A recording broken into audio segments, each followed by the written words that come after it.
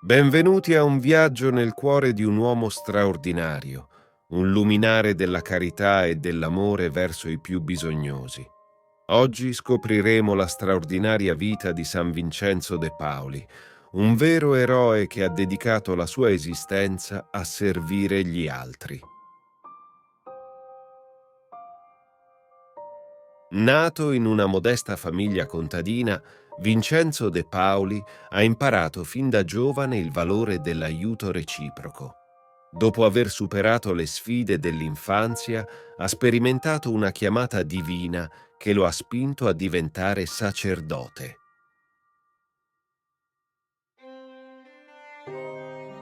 La sua vita ha conosciuto prove e avversità. Catturato dai pirati turchi e venduto come schiavo, Vincenzo ha trovato la sua libertà grazie alla conversione del suo padrone. Questo evento ha rafforzato la sua fede e il suo impegno a servire gli altri.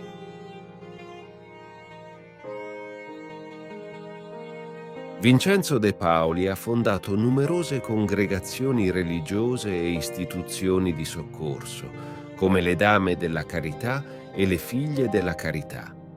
Ha dedicato la sua vita a curare gli infermi, assistere i poveri e combattere le ingiustizie sociali.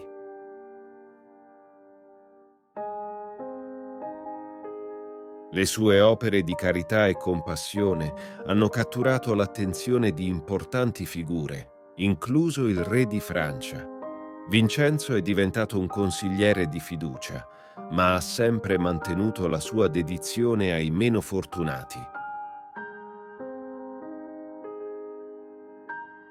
Dopo la sua morte, l'eredità di Vincenzo de Pauli ha continuato ad ispirare le generazioni future. È stato proclamato beato e successivamente canonizzato come santo dalla Chiesa Cattolica. Oggi il suo corpo riposa nella Cappella dei Lazzaristi a Parigi. Lasciatevi ispirare dalla straordinaria vita di San Vincenzo de Pauli, un esempio di compassione, generosità e amore verso il prossimo. Un uomo che ha dedicato tutto se stesso a migliorare la vita degli altri. Vi invitiamo a scoprire di più sulla sua incredibile storia guardando il video completo. Condividete questa storia di speranza e carità con i vostri amici e familiari. Insieme possiamo imparare dalle gesta di San Vincenzo de Pauli e fare la differenza nel mondo.